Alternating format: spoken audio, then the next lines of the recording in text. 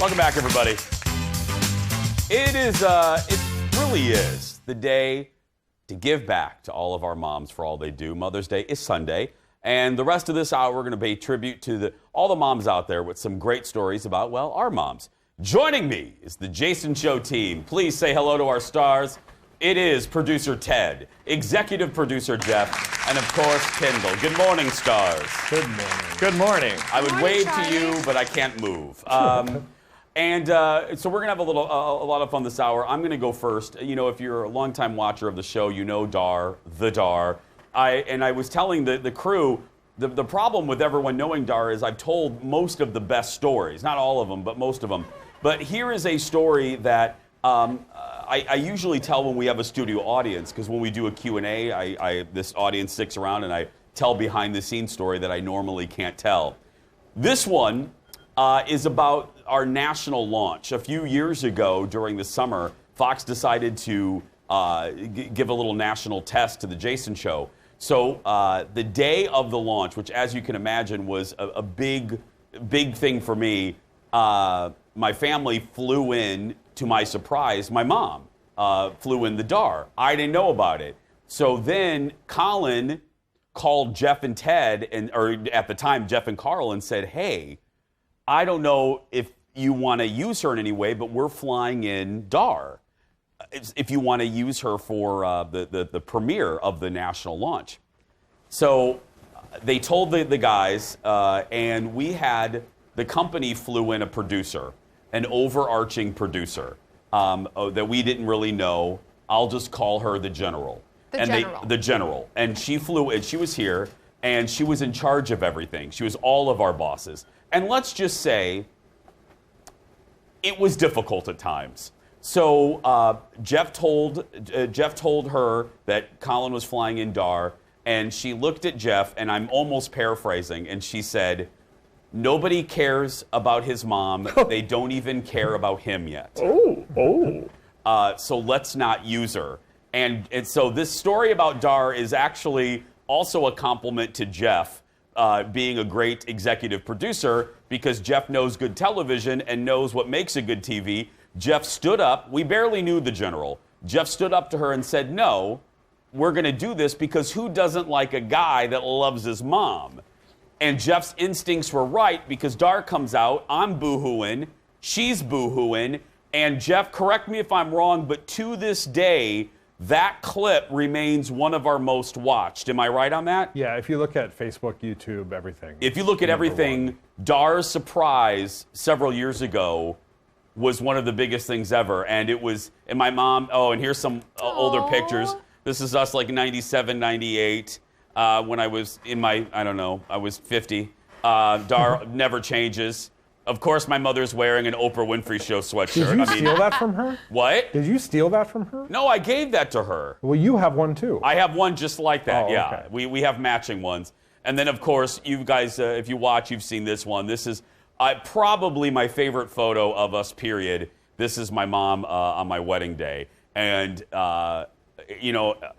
Oh, I love that. Yeah, that one makes me cry, so let's not put that one up too long. I'm crying. Yeah, and I'll just, and I'm going to end. I told Jeff I have a dishy one, and I'll end on, because I know I think you're going to do it. Wait, before you move on, Yeah. do you remember what your words were when you were surprised on air? No. She walks out, and you're like, what are you doing here? I'll never forget that. Oh, I did say that. I know. So surprised. Like, what are you doing here? Because she came out from right back there. I mean, the desk was over there at the time. And she came out behind me, and I'm like, what? I hadn't seen her in about a year and a half. Like, what are you doing here? Yeah, you're right, Jeff. I do remember that. I'm working on my book about that experience. Yeah. Ooh. Yeah. Jeff tells me that's the tip of the iceberg of stories about the Jason Show national test. Yeah, we can make a whole HBO series. It was great the second year. It was great the second year, yeah. So I'll end. So there's the dishy story about Dar. I know some of us, I don't know who, I think Kendall, maybe life lesson, Ted maybe. Here's the life lesson that my mom, among many that my mom taught me. I get a lot of grief for being an only child. All only children get grief for being spoiled. And I'm not going to deny that, I really never wanted for anything. My mom treated me very well.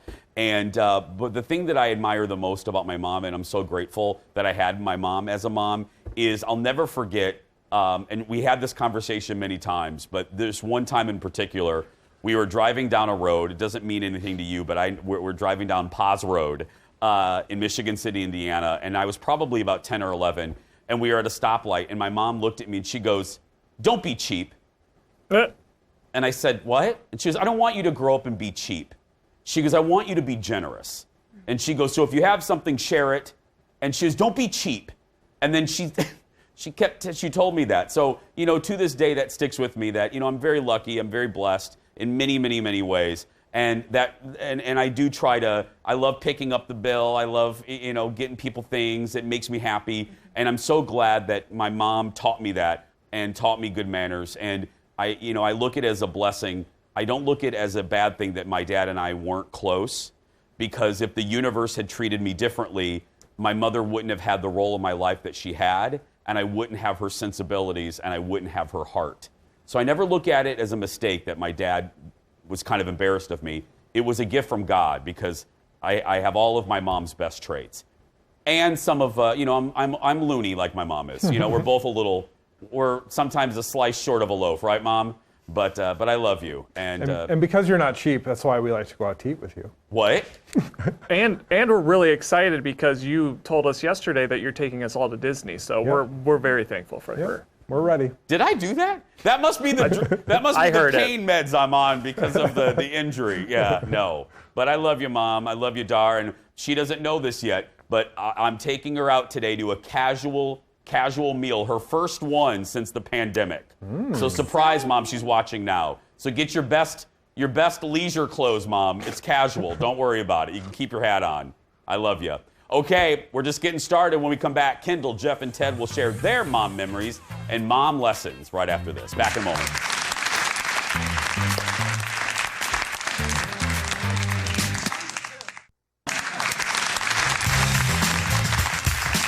Our tchotchke shelf. We're having so much fun today. I love this. Welcome back to our tribute to our moms ahead of Mother's Day on Sunday. And our dear leader is next, executive producer Jeff. Okay, my mom, the one thing I always liked about my mom is that she was a teacher. So she always corrected my grammar all the time to make sure that I was saying the correct thing. I think here's a picture of my mom and my dad, both retired educators. So my story is one that my mom loves to tell family members, strangers, people on the street. It is the night that I was left after my junior high choir concert alone in the school, even though I was in both of their cars at one time or another. Huh? Okay? Wait a minute. I'll explain it. Okay. Let's go back to me when I was 15. Leo, next picture. Okay. Wow, you produced this up, wait, Jeff. First, check out my hair. I had sun in my hair. That was me at 15. Which one are you? Are you sitting What down? do you mean? Yeah. The pink shorts. Okay. Okay. So a few years before that, this was like probably 88 or 89. I was in 8th grade. Leo, let's go to the map. Here's Here's my junior high school in Okabena, Minnesota, right? Now, everyone look, and the green is the back entrance. I rode with my dad to my junior high choir concert in the back entrance, right? Okay. We parked, we go to the choir. Meanwhile, my mom came from work and she parked in the red, in the main entrance. Oh. Okay? Okay. Concert's over. I go to my mom's car, because my dad was superintendent, so I thought, he probably has to stay and, hobnob or whatever. So I go to my mom's car in the red and I go, I'm gonna go home with you. And she goes, no, you better go home with your dad because you came with your dad, right? So I get out of my mom's car, I go back through the school, I go to the back entrance. I get in the car with my dad. He's like, he goes, if your mom's here, he goes, why don't you just go home with her? So I get out, I go back through the school, I go to the main entrance to the red car. Well, guess what? It's gone. My mom had left. No. So I go back through the school to the back entrance. Guess what? Your dad's gone. My dad left. So I'm 3 miles from home. I'm from Heron Lake, which is 3 miles away from Okabena. So it's like, late at night. Not late, 9 o'clock. Well, I see the janitor who lived near me in Heron Lake, Mr. Garut. And I said, I think my parents accidentally left me here. Can you give me a ride home? He's like, no problem. So I get in his car, we drive home. I get home, I walk in the door, and my mom's home, and I go, I got a ride with the janitor. And she goes, well, where's your dad? And I go, well, what do you mean? She goes, well, he went back to get you. No! So while I was driving home on a 2-lane highway with the janitor, my dad was crossing us, going back to the school in Okabena to get me. And he didn't get back until a few minutes later when he realized. Remember, this is before cell phones. Cell phones didn't exist back in they did 88. not. So yeah, that's the story when Wow. it was pretty funny. Your dad eventually... He came home. I don't think he was very happy, but No. oh well. What do you mind? I don't mean to put you on the spot. I probably should have told you I was going to ask you this in our meeting, but is there a piece of advice, because your mom and dad are educators, is there a good piece of advice that your mom and dad kind of... Well, my mom, she was a great typist. Like, she taught me how to type on a keyboard. She used to have competitions with our music teacher about who could type the fastest. Yeah. So if you notice I type really fast and loud, that's because of growing up with my parents when they would type. Advice-wise, I think just don't leave everything till the last minute. I tend to be a procrastinator with studying or reading books, that kind of thing. So that's a good one. You and I are similar in that. don't procrastinate. Yeah. Was that diagram of your high school to scale? It was not. I made that on Photoshop yesterday. And by the way, Ted, did you notice? Not bug safe. Not No. bug Don't safe, tell Ted. Lori. I know. Executive producer Lori is going to give us a demerit. Don't talk about Lori. Yeah. X-nay on the Orile. Yes. Okay, so you heard Jeff's. Now, are we going to take a break right now? Okay, thank you for... They time me even when we're on television. We're going to take a break. Wrap it up. When we come back, it's Ted and Kendall after this. I had to think about who's left.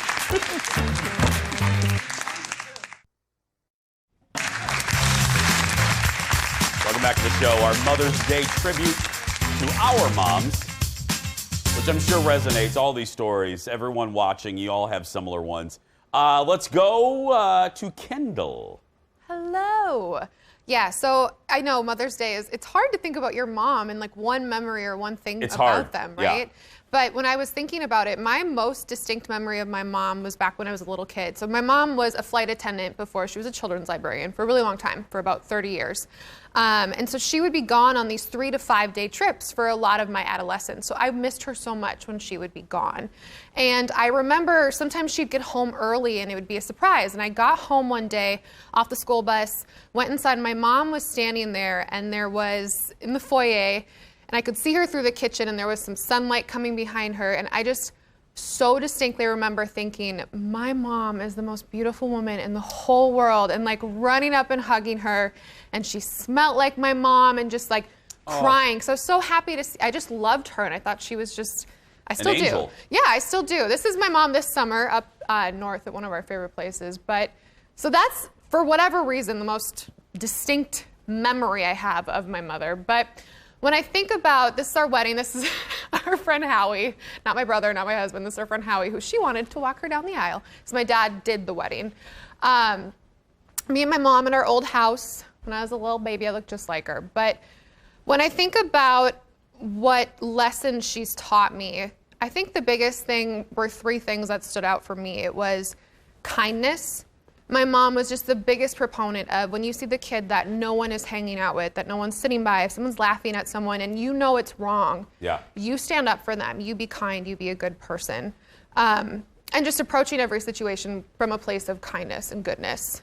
2, always look your best. Feel your best, look your best. If you have people over, bring the china out. You know, like if it's a Friday night, make the fun, fancy cocktail. If you're going out for drinks, wear your pearls, girl. Yeah. Like we dressed up for the airplane. We always like look good. You know, just because you look good, you feel good.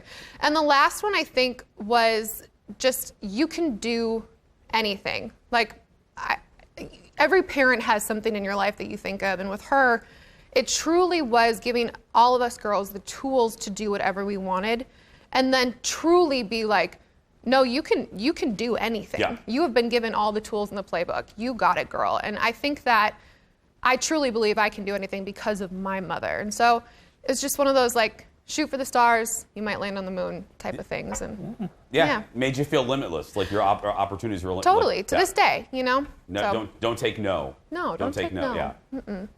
that's And all. well, I guess, I'm sorry, 48 was for me. Ted has plenty of time. yeah, Ted. No, I love that. No, your mom. That's and you did, didn't you? Before we get to Ted. Yeah. And you did do that, didn't you? I mean, you did protect. You did sit by the kids that no one else wanted to sit by. That Yeah, wasn't I mean, you. and I try to this day, to just like be nice and always be there and stand up for people and like do the right thing. I'm not perfect, but No. like I really do try to do that. And that's because she was like, you're going to be the nice person. You're Yeah. going to be the nice girl. You're gonna Even if sit- it makes you unpopular, you're going to Yep. be the nice person. You're gonna sit by you sit by Ted at our meetings all the time. Yeah. That's right. Very kind. I sit by Ted and Juice Newton. That's right. Okay, Ted, you're taking us home. Take us home, Ted. Well, over the course of this show, my mom has sent me different talking points. Did she really? Yes. But I'll get to that if I have time in the story. Yeah. So, okay. So there's my mom. Hi, Mom. Hi, Mom. Yeah, I'm really happy I didn't wear that shirt today. So, anywho, okay. So this is my mom's best advice and my mom's worst advice, and they all happened within like 10 seconds of each other. So I was in so one of my girlfriends, well, let's call her Lydia, okay? Lydia. So it was like right after college, and Lydia was a little bit much. And no one really liked her. So, but she had like a weird power over me. And we were like living in opposite ends of the country. So I just couldn't end it because I was just like, oh my gosh, she's gonna like do something or whatever. So I'm just like complaining about Lydia, and my mom had enough at this point. And so my mom was like, but here's the best advice. She was like, you need to be a man and end it. And I was like, oh, she doesn't talk that way usually. Yeah. So I was like, oh, okay. And then she's like, this is how you do it. And this was her worst advice. She's like, call her up. Lydia, it's over. Click. And I was like, I don't think that's going to work. Did it work? No. It was multiple phone calls, multiple negotiations, and then Lydia agreed to A separation. a mutual parting of ways, even though it was nowhere near mutual. But in your mom's defense, her advice actually was right, because it would have been just great to just Oh yeah, break it off. And to this day, she'd probably be like, "Yeah, what's wrong with that?" Now, I do want to hear a couple of the points. We have about a minute left, but I do want to ask one follow-up question, if I'm allowed. How long did you and Lydia go out? That was about 1.5 years, 2 years. Oh wow. It was a while. Okay, so here's my mom's talking points. Okay. Your mom is tolerant of picky eaters, Yes. Ooh, we know that. Yes. flexible and strong, Yes. and then 2 years ago she survived brain tumor surgery. So, Wow. yeah, there we go. Hey, That- Mom. I mean, seriously. Good talking points. I mean, bravo for the talking points. Out of all four of our moms, I kind of expected Dar to be giving me bullet points, and there is no text messages from Dar. Mine got photo approval, so Oh, yours got photo approval? yeah, it was a process. I don't think Sid even knows this is happening. She'll She find doesn't- out in 2 hours when she watches the show. Oh, she didn't know, yeah. Dar knew that I'd do good photos, but yeah, I didn't give her photo approval. That's good. I didn't know that was allowed. Anyway, give it up for Kendall, producer Ted, and executive producer Jeff, and to all of our moms. We're going to take a break. We're going to wrap things up on this Friday. Coming up in a little bit. Stay with us.